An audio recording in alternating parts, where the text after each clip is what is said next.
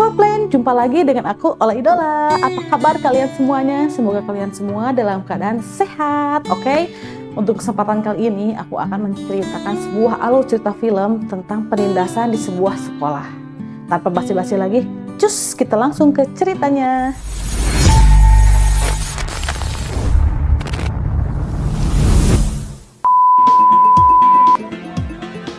Latar belakang di sebuah sekolah SMA. Fokus pada cerita tentang perundungan yang dilakukan oleh beberapa anak-anak orang kaya yang terjadi di salah satu SMA di Korea Selatan. Han So Kang merupakan salah satu pelajar yang kerap melakukan penindasan terhadap anak-anak yang bersekolah di sana. Ditemani oleh beberapa pengikutnya yang juga bersekolah di sana, tiap harinya dia sering melakukan penindasan.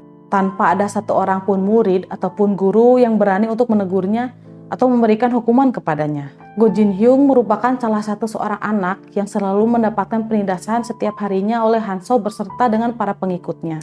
Namun semua penindasan itu akan segera berakhir setelah adanya seorang guru magang baru yang dipekerjakan di sana bernama So Simin. Simin merupakan seorang guru etnis yang memutuskan untuk bekerja di sekolah SMA Muyong dan berharap menjadi guru tetap di sekolah itu.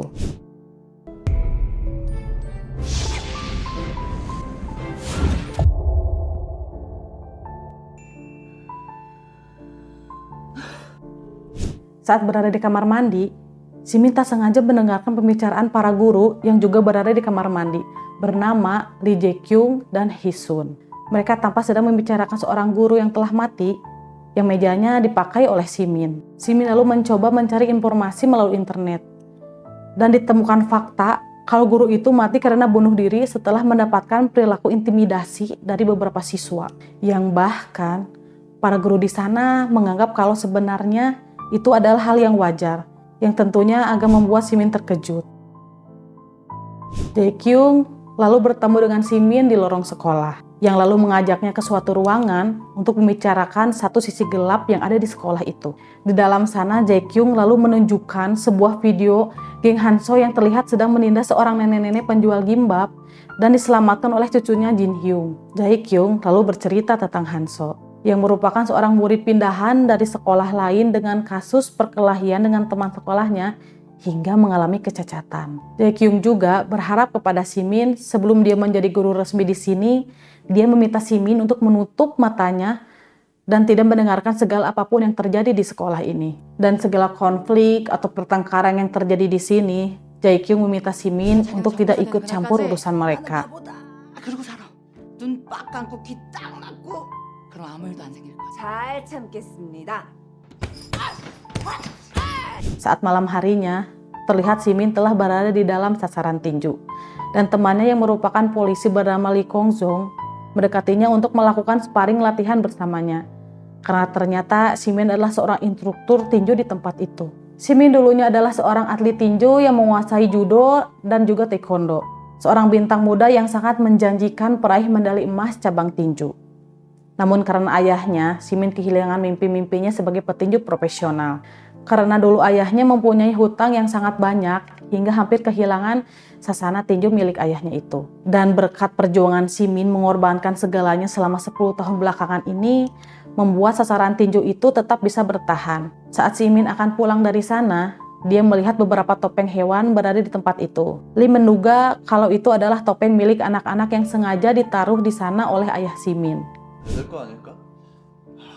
어때? 나 잘 어울리지 않아? 야옹. Keesokan harinya, Simin mulai mengajar di SMA Muyong. Dia nampak percaya diri dan sangat ceria di sekolah itu. Bahkan, saat dia melihat beberapa siswa yang sedang merokok, dia pura-pura tidak melihat itu semua agar dia bisa segera mendapatkan rekomendasi untuk menjadi guru resmi di sekolah itu.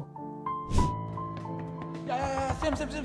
들은 내가 전교사 타이틀 잡고 나서 그렇게 되고 헤어타이어가 선생이냐? 아무래도 난 교사가 천직이야.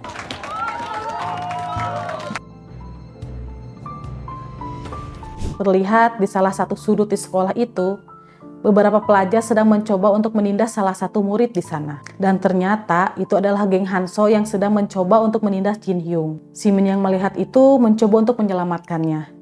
Namun dia teringat perkataan dari Jae Kyung yang lalu membuatnya merunungkan niatnya itu. Tetapi hati nuraninya berkata lain. Simin pun nekat untuk masuk ke dalam sana. Namun Byongjin juga yang berada di sana menahannya dan mengatakan untuk tidak berurusan dengan Hanso karena keluarga Hanso adalah penyumbang donatur terbesar di sekolah itu. Ayahnya adalah seorang kepala kejaksaan, sedangkan ibunya adalah seorang pengacara dan pamannya adalah seorang kepala biro kepolisian. Jadi percuma saja untuk menghentikan Hanso karena bagaimanapun kesalahannya di sekolah itu, dia akan selalu benar. Mendengar itu agak membuat Simin ragu untuk menolong Jin Hyung. Namun Simin sepertinya mempunyai rencana untuk menyelamatkan Jin Hyung tanpa disadari oleh Hanso.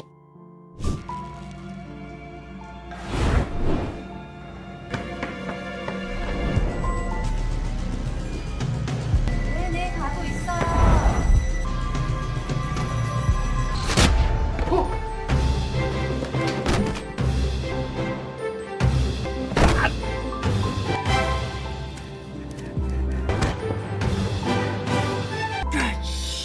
오케이 정확하게 들어갔어. Simin lalu memerintahkan Jin Hyung untuk segera pergi ke kelasnya. Dan dia juga meminta maaf kepada Hanso karena tidak melihatnya saat dia sedang berjalan. Hanso nampak sangat kesal karena rencananya untuk menindas Jin Hyung telah gagal. Dan dia juga tidak mengetahui siapa Simin sebenarnya. Bomin lalu mengatakan kalau Simin adalah guru baru pengganti guru yang telah mati karena ulah Hanso. Hanso mendengar itu pun marah karena dia merasa mantan gurunya itu mati karena bunuh diri. Meskipun dulu dia sering menindas gurunya itu. 새로운 스타잖아. 형 때문에 자살한 유지영 후임. 엄마 그딴 개소리 찾기를 아가리 찢어버린다. Terlihat di suatu tempat, Byongjin sedang memperagakan keahliannya dalam berkelahi di hadapan seorang laki-laki yang bernama So Jung Taek, yang ternyata adalah ayah Simin. Ayahnya itu bekerja sebagai kurir pengirim restoran ayam goreng milik temannya bernama Seo Sang-wook, yang dulunya juga seorang petinju. So Jung lalu bercerita, kalau dulu ia mempunyai murid yang sangat berbakat namun karirnya hancur karena kesalahan yang dibuat oleh 내가 ayahnya. 인정하는 진짜 물건은 태어날 때부터 애비를 잘못 만나서 꼬였지만 Keesokan harinya, Simin menemui Jin Hyung untuk menanyakan tentang perundungan yang selama ini telah menimpanya. Jin Hyung lalu mengatakan kalau dia sudah berupaya untuk melaporkan perundungan itu ke pihak sekolah. Namun tanggapan mereka hanya biasa saja. Bahkan pihak sekolah pun tidak berani untuk menghukum Hanso beserta para pengikutnya. Jin Hyung bahkan sudah menelpon polisi, namun polisi mengatakan kalau tidak ada bukti kalau Hanso adalah pelakunya. Dia juga tidak berniat untuk pindah sekolah. Karena itu semua bukan kesalahannya dan dia hanya menginginkan Hanso untuk dihukum karena perbuatannya itu. Mendengar itu, Simin pun bingung karena Jin Hyung memohon bantuan kepadanya. Namun dia tidak sanggup untuk berbuat apa-apa karena di sekolah itu dia hanyalah guru cadangan. Bahkan orang tua Hanso selalu mengirimi makanan yang enak kepada guru-guru di sana. Sehingga mereka semua menutup mata mereka dengan apa yang akan diperbuat Hanso. Malam harinya, Simin kepikiran bagaimana nasib dari Jin Hyung selanjutnya. Dan dia pun teringat tentang masa lalunya saat dulu dia kalah di final tinju wanita. Ayahnya sangat marah karena hal itu, sebab dia bisa memenangkan pertarungan final itu dengan mudah dan mengatakan kalau dia bukan putrinya lagi, karena putrinya sudah meninggal di ring itu. 내 딸은 좀 전에 링에서 죽었어. 이제 내 딸 아니야. 이게 정이야?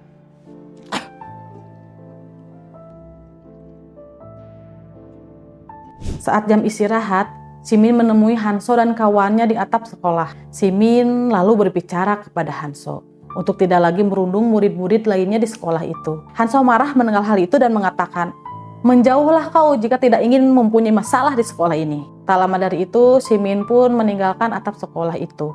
Dia dan juga guru-guru lainnya mendapatkan notifikasi tentang kekerasan yang dilakukan oleh seorang siswa yang menyebabkan banyak siswa dan guru menderita. Yang tentunya membuat guru-guru di sana sangat terkejut bagaimana berita ini bisa bocor.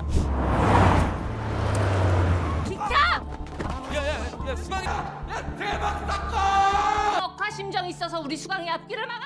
Dan tak berserang lama, Ibu Hanso yang marah karena berita itu datang ke sekolahan untuk menanyakan siapa murid yang telah mengadukan itu kepada komite pendidikan. Kepala sekolah dan para guru pun tidak berani untuk melawannya. Yang kemudian Simin berinisiatif untuk meminta maaf kalau dialah yang telah mengadukan itu kepada komite pendidikan. Simin pun tak berdaya di hadapan ibu tiri Hanso. Dan dia menyadari kalau saat ini dia tidak mempunyai kekuatan untuk melawan Hanso. 굴러먹다 온 개뼈 따구 같은 게 너 뭐니? 당장 파면시켜. 저 죄송합니다. 용서해 주세요. 넌 나한테 절대 못 벗어나. 재밌지? Sidik. Di ruang kepala sekolah, Hanso menanyakan bagaimana nasib dari Simin. Sang kepala sekolah pun mengatakan kalau dia akan memecat Simin dari sekolah ini. Namun Hanso mengatakan kalau dia memecat Simin, dia tidak akan bisa lagi bermain dengannya. Kepala sekolah pun menuruti keinginannya karena dia takut kalau posisinya sebagai kepala sekolah bisa digantikan oleh orang lain. Terlihat Simin sangat frustasi dengan kejadian yang telah menimpanya. Dia pun bertanya kepada Lee, apakah Hanso bisa mendapatkan hukuman dengan segala perilakunya yang telah dia lakukan. Lee pun mengatakan, kalau masalah ini terlalu kompleks, meskipun ada beberapa laporan mengarah kepadanya, namun tidak ada bukti langsung mengarah kepada Hanso. Dan Jin Hyung juga bisa menjadi tersangka karena telah mencemarkan nama baik. Mendengar jawaban itu, Simin makin frustasi. Namun dia senang karena Lee sudah berusaha untuk membantunya. Tak jauh dari tempat itu, terlihat ayah Simin sedang sibuk bekerja untuk mengantarkan anak-anak pulang ke rumah mereka masing-masing. Simin yang melihat ayahnya nampak tidak senang. Meskipun ayahnya mencoba untuk menghiburnya. Ia lalu pergi dari sana meninggalkan ayahnya. 야, 아빠한테 얘기해. 다 해결해 줄게. 그래, 내 앞길 가로막지 말고. 뭘 맨날 해결해 준대. 미안해 딸도. Saat Simin sedang duduk di sebuah minimarket, tiba-tiba Hanso dan kawannya muncul di depannya. Mereka pun mengganggunya dan mengatakan, sekeras apapun usaha Simin untuk melawannya, dia akan tetap berada di puncak. Dan Simin harus menuruti segala permainan yang akan mereka mainkan. Simin pun teringat dengan ucapan Jae-kyung. Kalau kekerasan yang telah dilakukan oleh Hanso, jangan pernah mencampurinya lagi. Karena itu akan menjadi kekalahan Jin Hyung. Karena dia akan berurusan dengan pengacara yang besar. Dan sebagai guru magang, sebaiknya berpikirlah 2 kali sebelum bertindak. 서 선생은 우리 교사들이 무서워 보여? 다들 그동안 손 놓고 아무런 노력도 안 해본 사람들 같지? Selama perjalanan pulang, Simin terus kepikiran tentang hal itu. Hingga dia tidak sengaja menabrak seorang laki-laki. Simin meminta maaf karena telah menabraknya. Namun laki-laki itu malah memukuli Simin.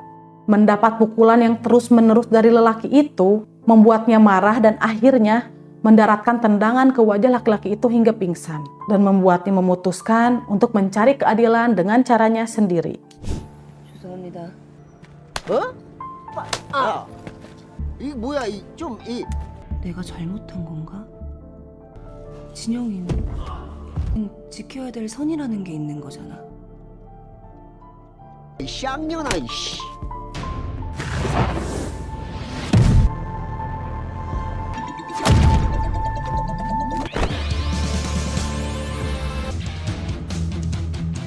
Saat Hanso sedang bermain basket, tidak sengaja dia tersenggol oleh orang yang juga sedang bermain basket di sana. Hanso yang merasa kesenangannya terganggu, lalu memutuskan untuk berkelahi dengan orang-orang yang ada di sana. Dan tak jauh dari sana, Simin yang memantau keberadaan Hanso berniat untuk membalas perbuatan yang selama ini telah dilakukan oleh Hanso dengan menutupi wajahnya menggunakan topeng kucing. Simin pun ikut dalam perkelahian itu dan mulai perkelahiannya dengan Hanso. 치킨 왔습니다. 조금 있다가 오겠습니다. 말 한 번 잘한다 한수가. 못한 놈은 죗값을 치러야지.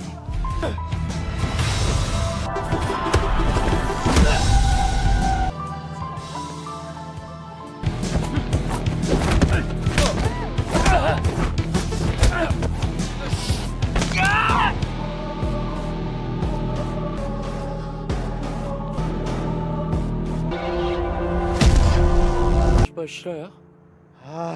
Polisi pun datang ke tempat itu untuk membubarkan keributan yang ada di sana. 형, 씨발 빨리 시작. 아이, 씨발.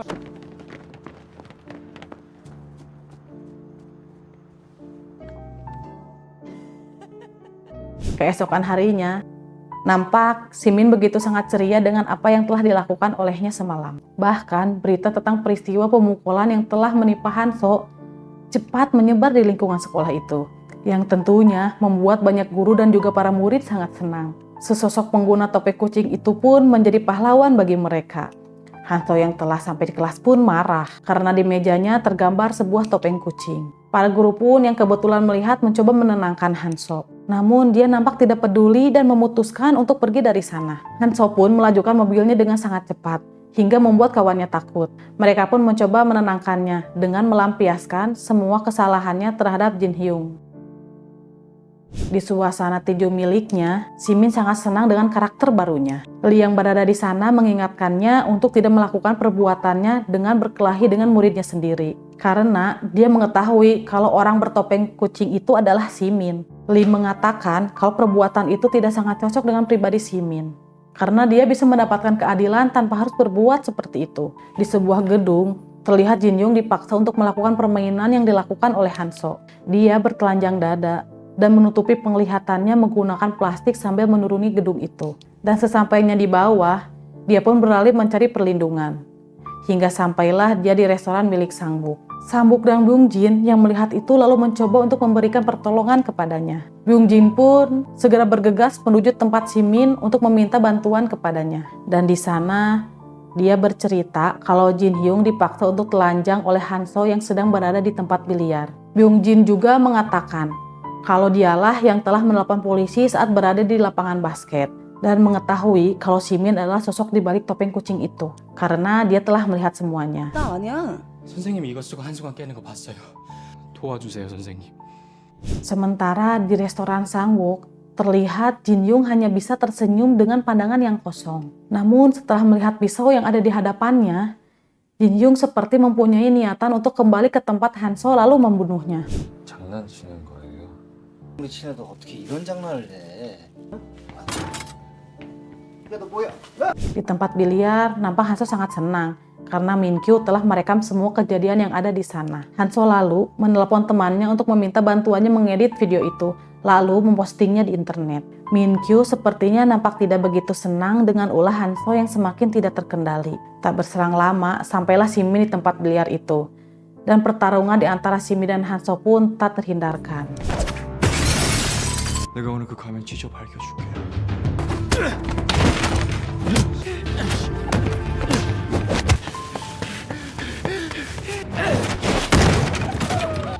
야옹.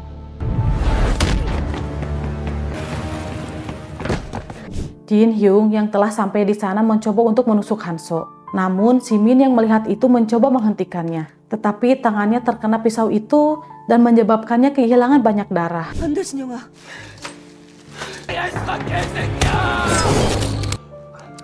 뭐야 이게?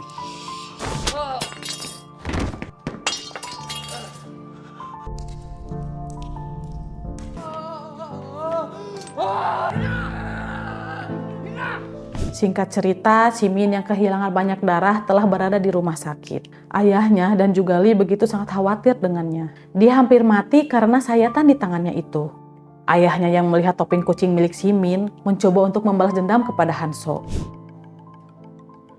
나를 치러 온 새끼가 나를 구해? 왜? 이제 키가 커? 야, 같은 고양이 아닌데? 존나 대박. 넌 또 뭔? Sementara Simin yang sudah merasa baikan memaksa untuk pulang dari rumah sakit itu. Karena dia berpikir Jin Hyung akan mengalami situasi yang buruk karena mencoba untuk membunuh Hanso. Tak sengaja, dia juga melihat ayahnya yang babak belur karena mencoba melawan Hanso. Dan tentunya membuat Simin jengkel kepadanya. Tiba-tiba, Lee berada di rumah sakit itu. Karena dia sedang merawat adiknya yang sedang sakit. Dan tentunya membuat Hanso terkejut dengan keberadaannya. Selama perjalanan pulang menuju rumah, terlihat Sojung sedang mencoba meminta maaf kepada anaknya atas kejadian masa lalu mereka. Terlihat saat dulu Simin bertanding di final seleksi nasional untuk Olimpiade. Terlihat Simin sangat unggul dalam pertandingan itu. Namun di saat akhir, Simin mengendurkan serangannya sehingga lawannya berhasil memukulnya hingga terjatuh. Ayahnya sangat marah dengan apa yang terjadi. Namun ternyata sebelum pertandingan itu dimulai, ada seseorang menawarinya uang yang banyak untuk menutupi hutang-hutang milik ayahnya. Asalkan dia mengalah di pertandingan final itu. Ayahnya yang mengetahui itu pun marah dan menganggapnya seorang pecundang. Namun ayahnya menyadari pengorbanan yang dilakukan putrinya itu untuk menyelamatkan keluarganya. Dan dia meminta maaf kalau telah salah menilainya. Di SMA Muyong, Hanso beserta kawannya mencoba mencari petunjuk dengan memeriksa semua tangan murid-murid di sana. Apakah ada bekas luka sayatan di tangan mereka? Karena dia menyadari kalau sosok bertopeng itu berasal dari sekolahan itu. Namun setelah sekian lama mencari, Hanso tidak menemukan keberadaan orang itu. Hingga tak sengaja dia melihat Simin dengan begitu lincahnya menghindari murid-murid yang sedang melewatinya dan menahan sakit di tangan kirinya itu. 아무리 생각해도 이상.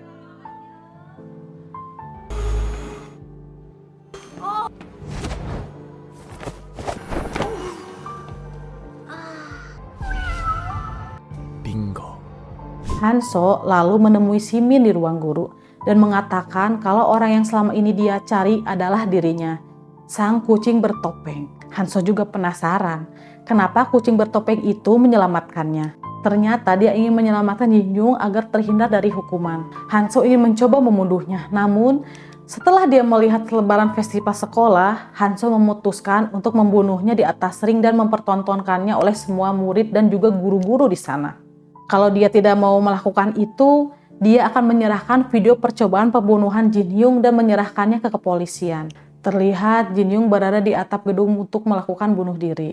Namun Simin mencoba menghentikannya dan mengingatkannya tentang neneknya yang begitu sangat menyayanginya. Jinhyung seperti tidak mempunyai kekuatan untuk bisa bertahan hidup lebih lama lagi. Namun Simin mengatakan kepadanya untuk tetap bertahan meskipun hidup ini tidak adil. Hari festival pun dimulai.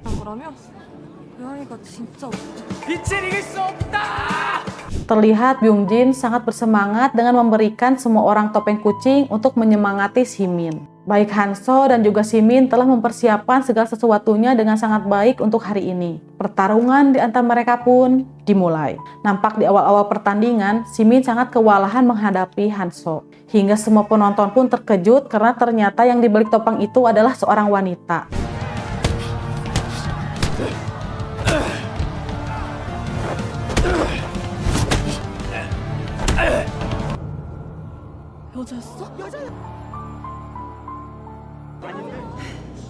Namun dengan semangat demi orang-orang yang telah menjadi korban Hanso, Simin berhasil memukul balik Hanso yang kemudian melepaskan topengnya, yang tentunya membuat kaget semua orang yang ada di sana.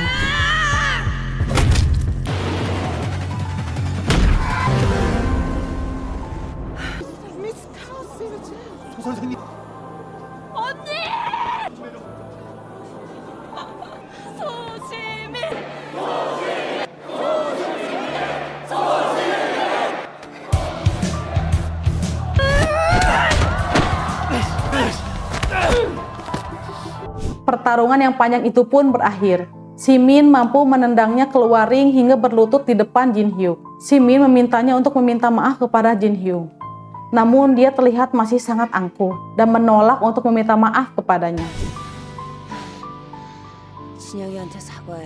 조카 씹새끼야. 네 사과 따윈 필요 없어.